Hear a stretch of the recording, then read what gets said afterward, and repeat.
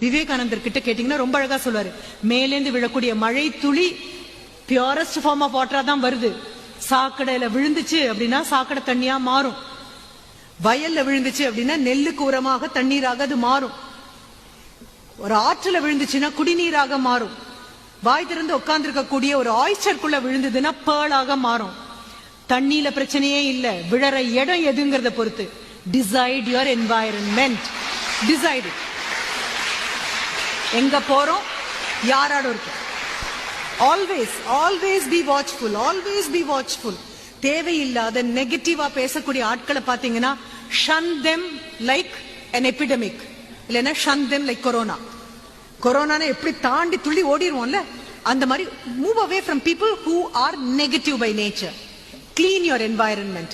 Decide your heroes and decide your role model.